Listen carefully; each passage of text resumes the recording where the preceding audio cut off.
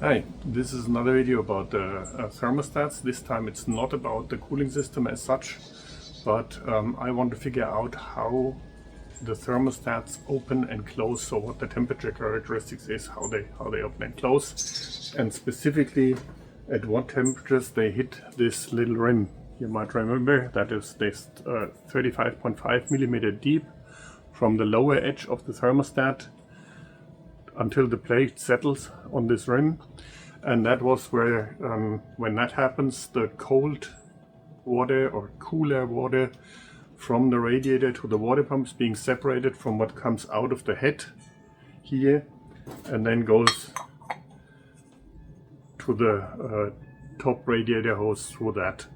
So in the last video I explained why these two water flows need to be separated, and I want to figure out when exactly they are being separated by the different thermostats. So this is my little setup. I have in the beginning tried to measure the length of the thermostat above the bottom of the pan, and that didn't work out at all with calipers. So I needed to come up with something a bit more inventive, and so here I am. I have my thermostat submerged in water. I have it sit on the heating plate, and then there is this little loop that sits on the thermostat. I try to get my temperature probe as close as possible to this, but not disturbing the wire loop itself, just be in the general vicinity of the thermostat. And you can see it's a bit finicky, but that's how I have set it up. Anyway, I'm gonna do that later.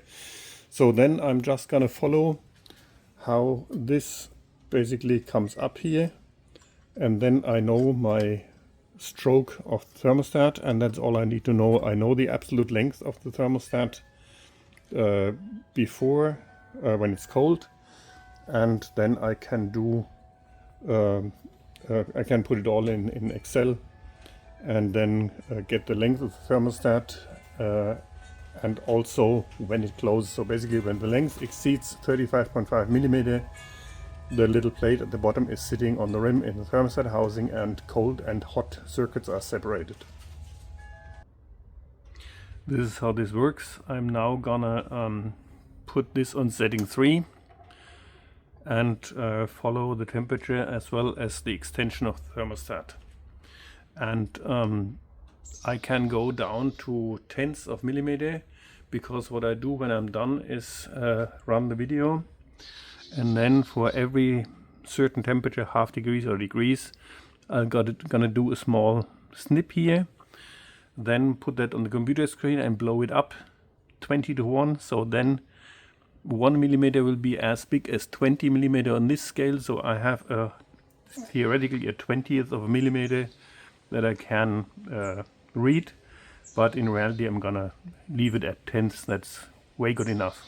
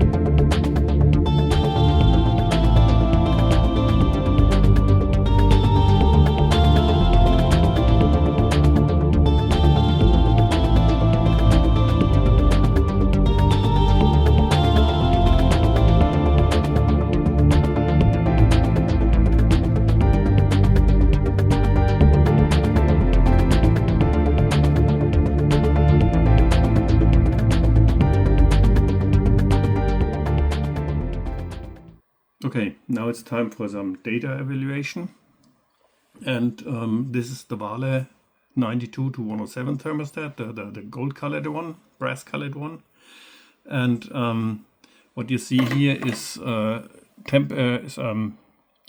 thermostat height, absolute height on the left, and that is from the where the thermostat is seating all the way to the bottom of that little plate.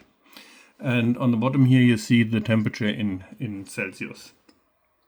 It is obvious that this must be one of these bad ones, or that don't work on the bitter / Monza energy, because as you can see up here is the 35.5 millimeter that the thermostat plate needs to go to. That's the depth it needs to reach, and the Wale never gets there.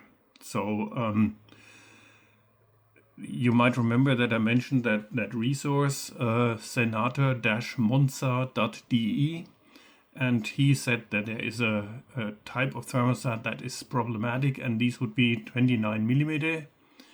And this one is a bit over 29 millimeter tall, 29.4, but at the temperatures that the bitter is supposed to run, it never closes it never separates the hot and cold water streams.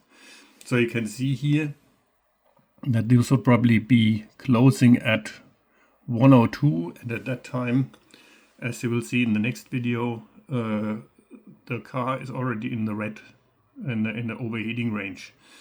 So this will not work. And the bad thing is, this is a bunch of thermostats I got with my first bitter stock in 1999 when I bought up this Vancouver dealer.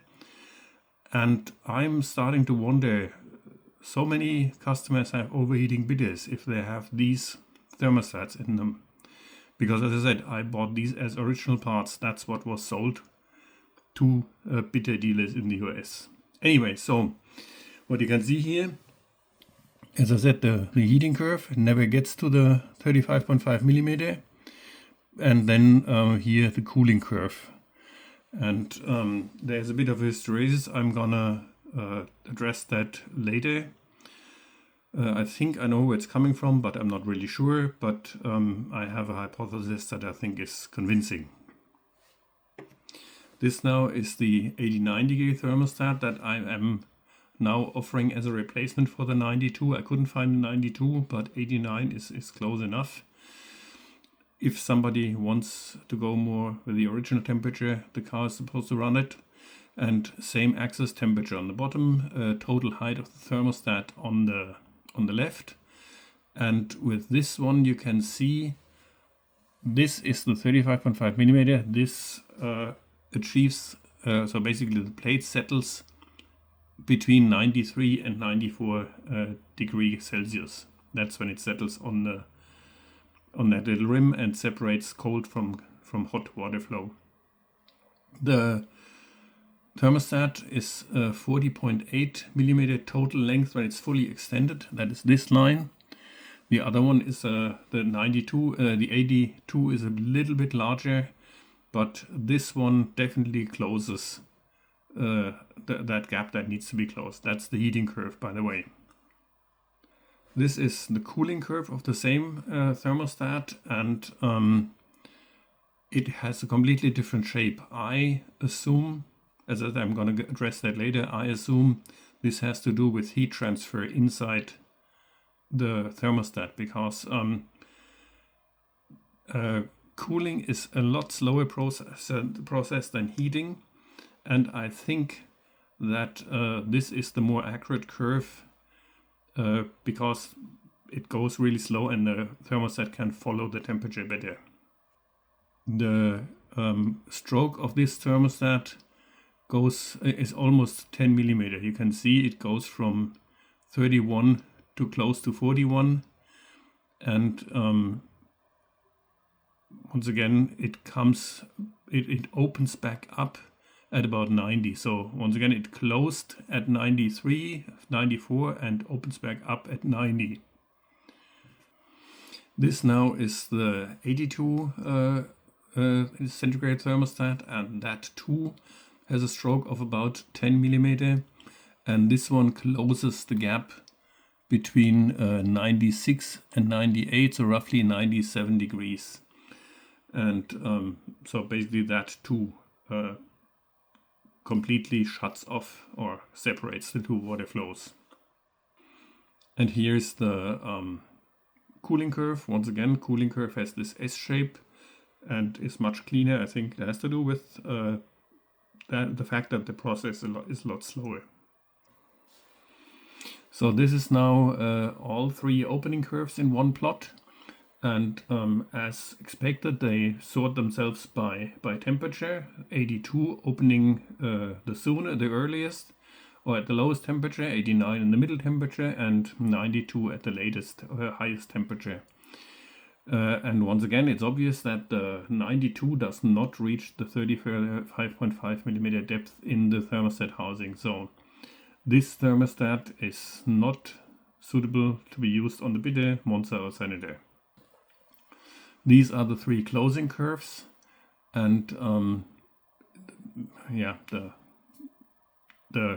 92 obviously, like with the heating curves, is useless in the car, but the other two once again sort themselves as they should by temperature, and the quality of the curve is better because of the slower process. Now I would like to go back to that hysteresis effect that I was talking about, that the heating curve is at a higher level in temperature than the cooling curve, and my hypothesis is, as I said before, that this has to be do with heat transfer inside the thermostat. Now here we have the thermostat when it's the car is heating up. The little curve in the here shows the temperature, and this is the radius from the center. And what you can see, of course, is that while the water is heating up, the water will be hotter than the inside of the thermostat. So dt over dr, the derivative of temperature versus distance from the center, is larger than 0. So heat is flowing into the thermostat, and the thermostat will always lag behind, and that means it will achieve the temperature of the outside later on the inside than the water, of course. Now this is the opposite. You can see that this little curve now is bent downwards. When it cools down, the water, of course, is cooler than the inside of the thermostat, and the derivative temperature over dt over dr, radius from the center of the thermostat, is now smaller than 0, because it will always be cooler outside than the inside of the thermostat. So this basically says nothing more than that the heating rate or the cooling rate has something to do with that spread of the cooling and the heating curve. I think if I would go up and down, not just heating up and cooling down, but regulating temperature at certain levels, if I would stabilize at, I don't know, 90, 92, 94, 96 degrees Celsius for minutes, so the heat transfer can reach an equilibrium, I think I would not have that hysteresis effect. So this is more an artifact of how I measure than a real property of the thermostat. The next question is now, what happens to the Wale if I go at it with a heat gun? Because in water I can't do more than 100 degrees Celsius unless I have a pressure tank, which I don't have. So I'm gonna do that with a heat gun.